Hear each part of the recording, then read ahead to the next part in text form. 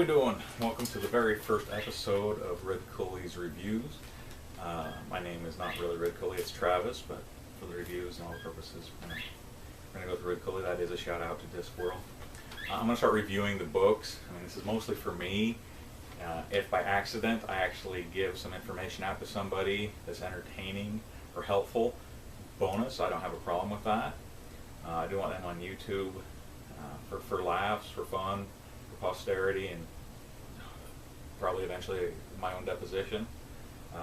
That's a horrible joke. I am a lawyer. They're going to sneak in once in a while. The book that I'm going to review today is Name of the Wind. I didn't like this book, but I'm going to review it. I'm going to think through it. I'm probably going to turn it in and sell it. I mean, I didn't like it so much that I don't want it in my collection. And I love to have books in my collection. Anybody that collects books knows that there's just something really neat about having books on bookshelves in your house. They add a warmth to life. But I didn't like this book. I really should give a shout out to where I learned about this book. Not because I don't like it, but because it is in a helpful list. Thomas Frank, he's a YouTube star that puts different lists out, and he made a list of his favorite books.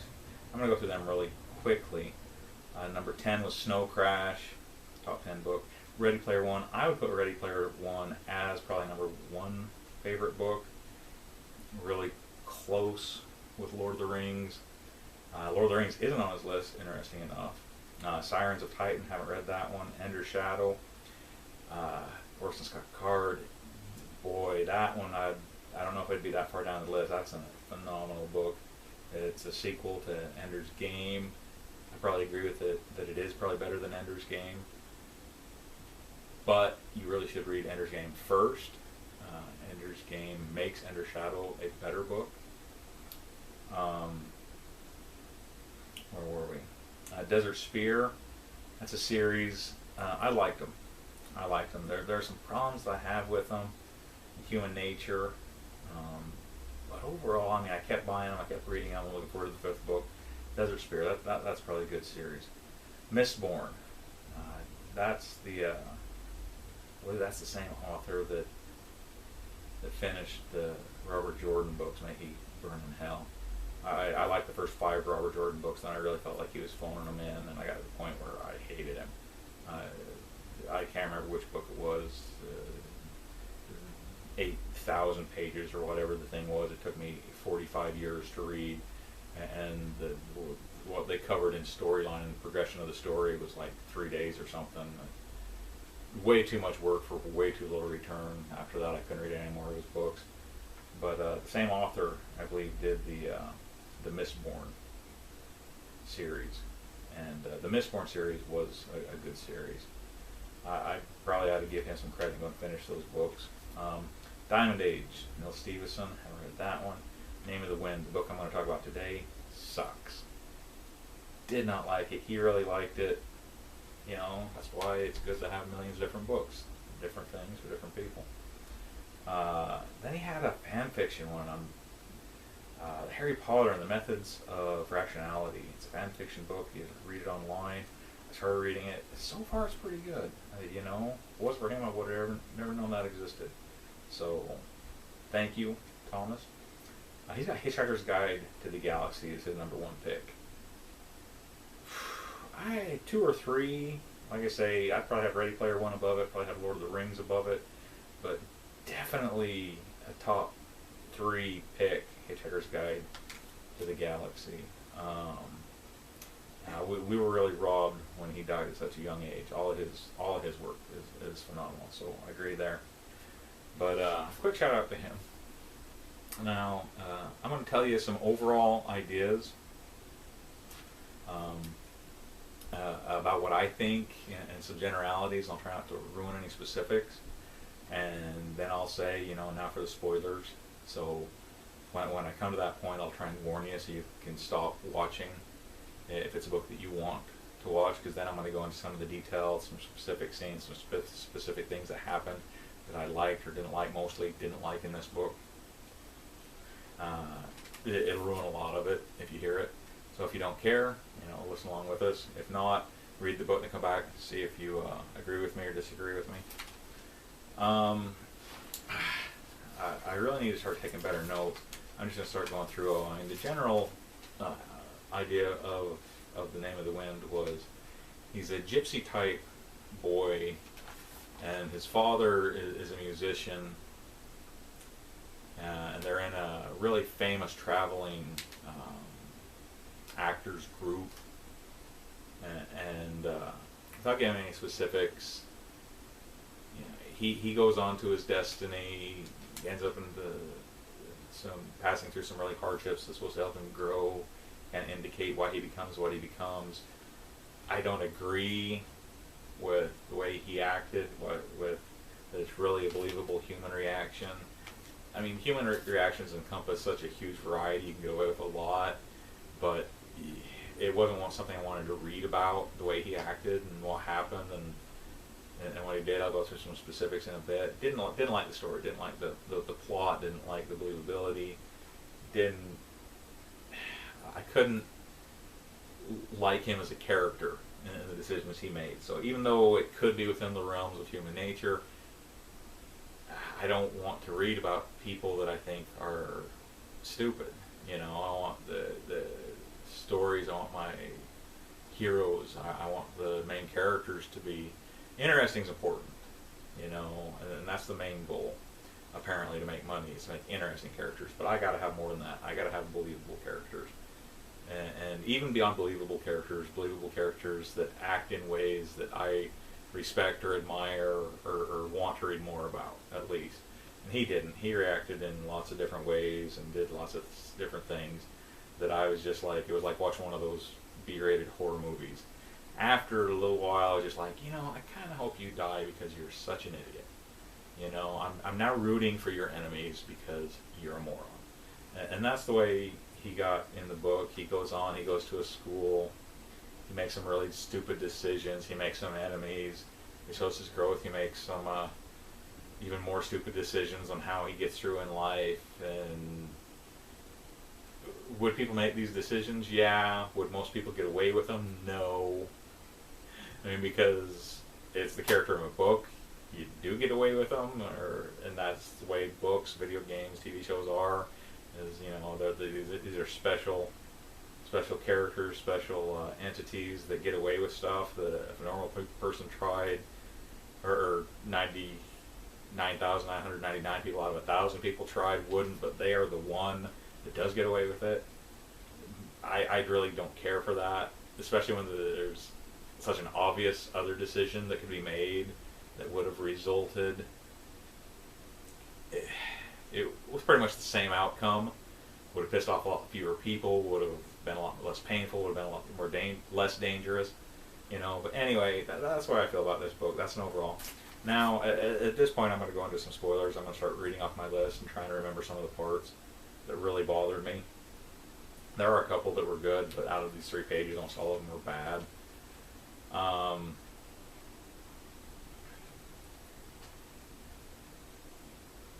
Sells book for 2 silver. This is talking about later on when he sells. Oh yeah. We'll go back and do a little bit of this. We'll jump around a little bit because my notes aren't very much in order. But it's what happens in the main story is his dad's collecting research to write a song about these. We'll call them demons. These demon lords. And they come to this roadside stone, which apparently it's hinting that it's some kind of gateway to another world. His dad sings a little bit of the song, or he's gathering songs. It never quite explains it in this book, maybe in the future ones that I won't read. Somehow he calls these demons. And who is the main character? I believe his name is Quoth. Yeah, Quoth is the main character of the story. He's away from camp when the demons come, and then when he gets back, his parents are killed, everybody's killed, and he just walking into camp, and he goes into shock, and he shuts down, and he's looking at his parents' campsite, and there's these demon men The one, he's all enveloped in shadow and you can't see his face. And then he's got his henchmen around him, which are humanish, but they got black eyes, and they're killers, and they just apparently killed the whole camp.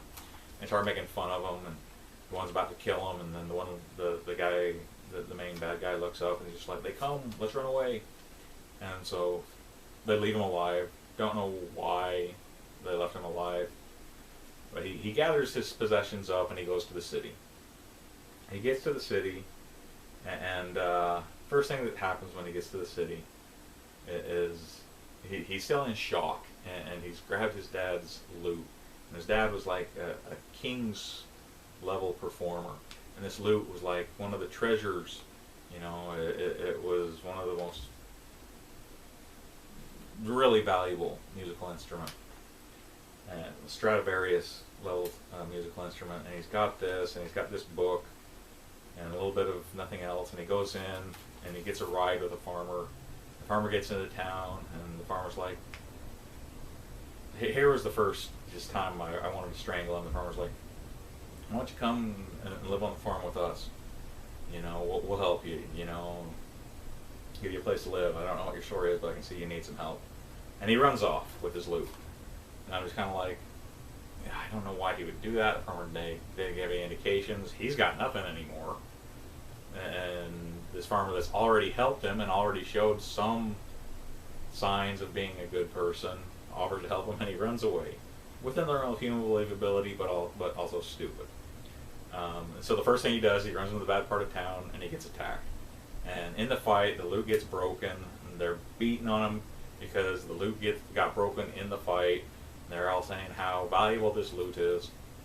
And he's screaming like a little girl. He even says that in the book. He's screaming like a little girl. The guard shows up and says, "I wouldn't have came him if you weren't screaming. I thought you was a girl." Fine, he's a little kid.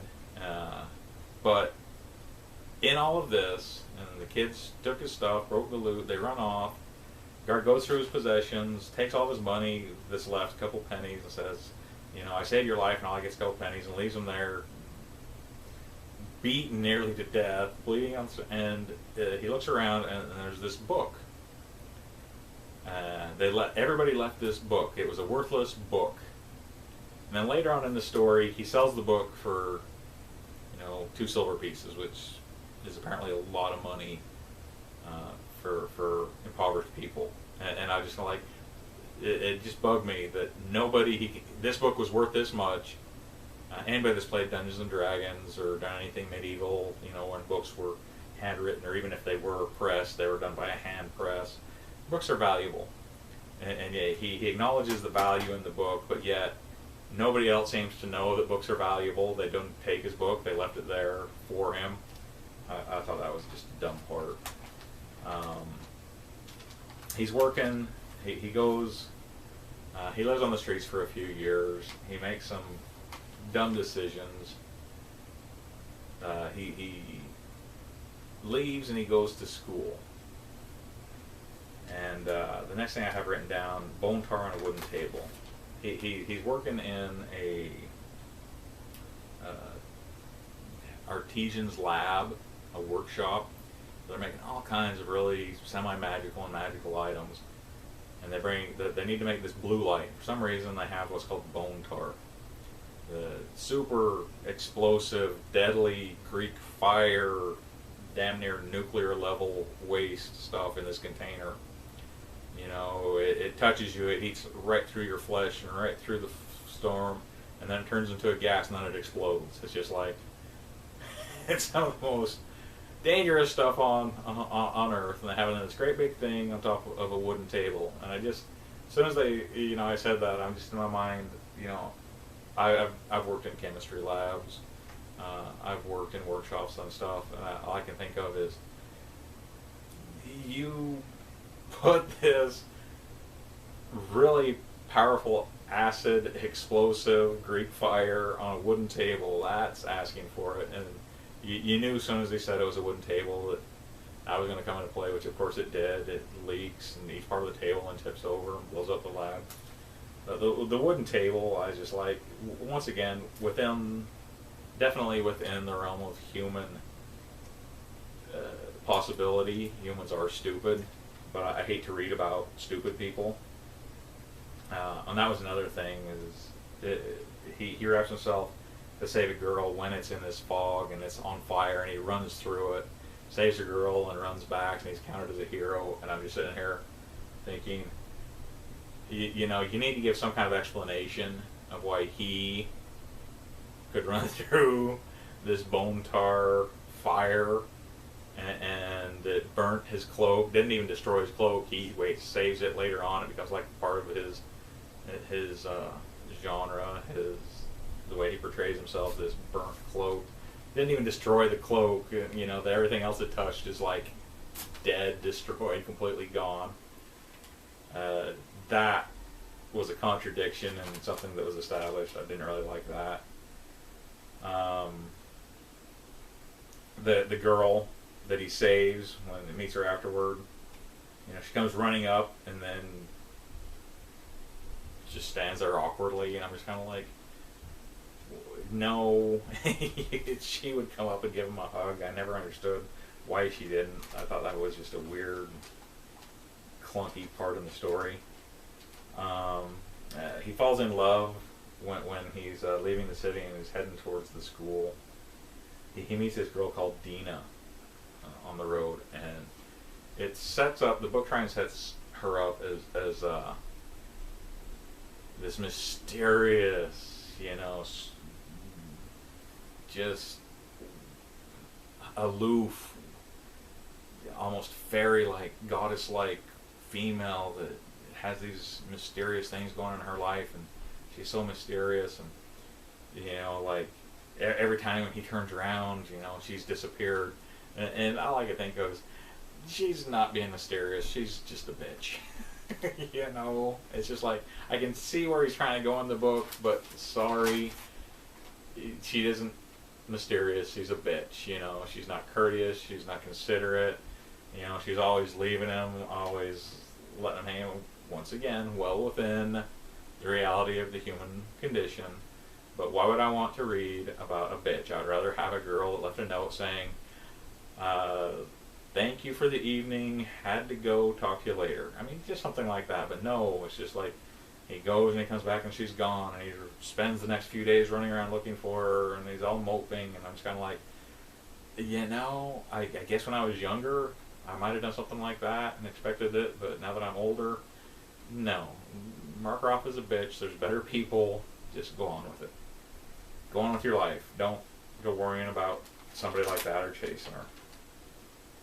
He borrows money from a loan shark, and the loan shark's actually a really cool character. I like the loan shark character. Turns out it's just this young woman. She takes the blood as what's the word? She takes the blood for so that she can always find and get her money back. You know, it's a magical world. If you got somebody's blood, apparently there's lots of either ways to find them, or even beyond finding them, you know, hurt them really bad. And she's pretty honest, you know, one of the better characters of the book. And he borrows money from her, and then later on, when he's got money to pay her back, and this interest rate is like 50% every 2 months, instead of paying her back, he's just like, well, I'll just pay you the interest. You know, I got the money to pay it back. I'm going to use this money and go spend it. And it's kind of like, you're an idiot. Once again, I was just like, you're going to go spend the money on life instead of getting this debt paid off to a loan shark that's already established she will hurt you badly if you don't pay it back, and it's at this loan shark interest rate, and he keeps the money. I'm just kind of like, I really hope you die. At this point, I mean, before I was already kind of hating him. I was hating the other characters. You know, I didn't like her, didn't like him. One of the big things about the school is, like, on his first day, he's a poor kid, and he runs into the stereotypical rich lord that doesn't like him, and he's trying to be all tough and macho, and the little lord's trying to be tough and macho. It's just like the fifth graders in the schoolyard, or in all reality, humans of any age in any situation, whether it's North Korea and the United States or fifth graders in the schoolyard. Apparently that never ends. So, well believable. once again, I don't want my hero to be like that.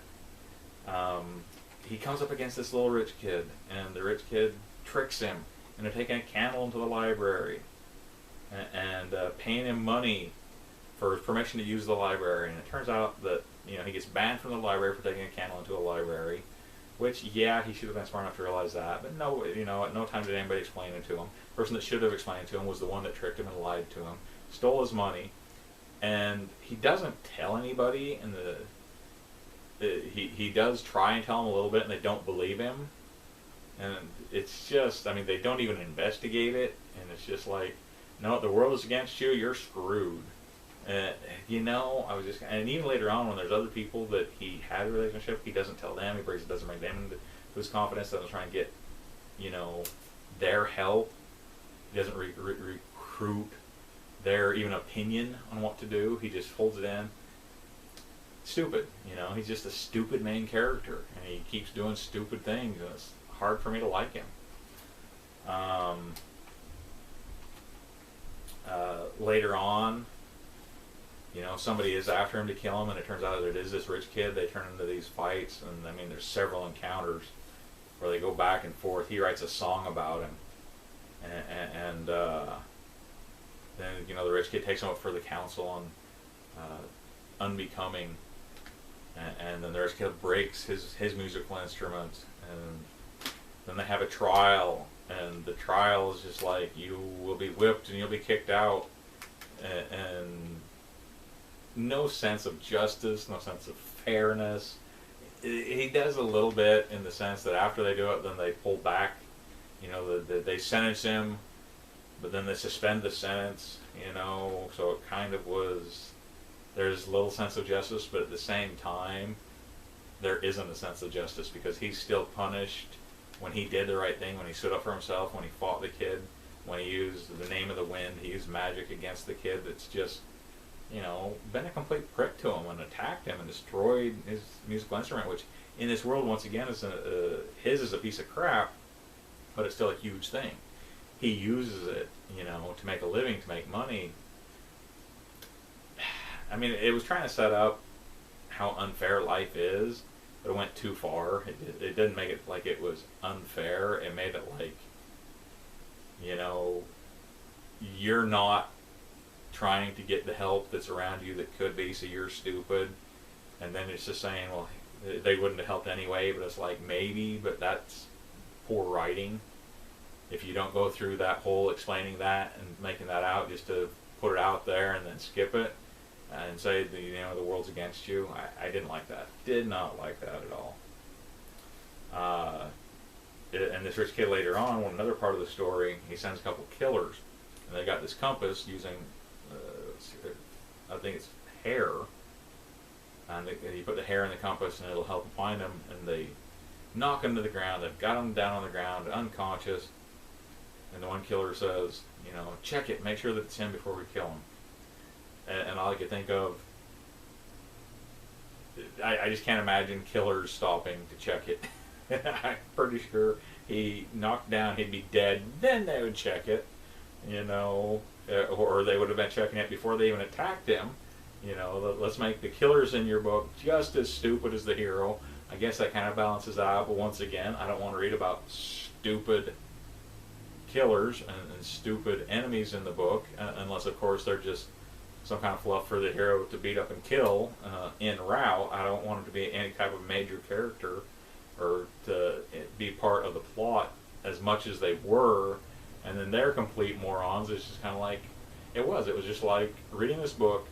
It is like watching a B horror movie where you're really, really rooting for the killer. You understand, you can identify with the killer more than anybody else in the movie, because they are all so stupid they deserve to die. They really do. Malfeasance, I talked about the trial. Took the loot, fought him, used the name. That was cool, even though the trial that came after it didn't leave a sense of fairness and justice at all to me.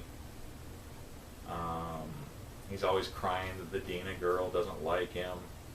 Touch base on how she's she's just horrible. They do, you know, he wants to find out about these parents. Part of the reasons why he's at the library, wants to stay at the library, is to figure out about these demons. And it's always bugged me how people write fantasy books, especially with magical books, and they have this element of, you're crazy, you know, there's no such things as visions, there's no such thing as demons, there's no such thing as this. Yet, a major part of the book and the world that's created in the book is magical. And yet everybody still has this, there's no such thing as demons, you know, we'll never believe you, I can't tell them, they'll never believe. It's just kind of like, that never struck me as realistic. I mean, that's projecting Earth and real life into the book, when you've already changed the rules in your book. You know, don't play it both ways. You know, if you're going to have magic, you're going to have demons, you're going to have angels, you're going to have fantasy stuff going on in the book, keep with it.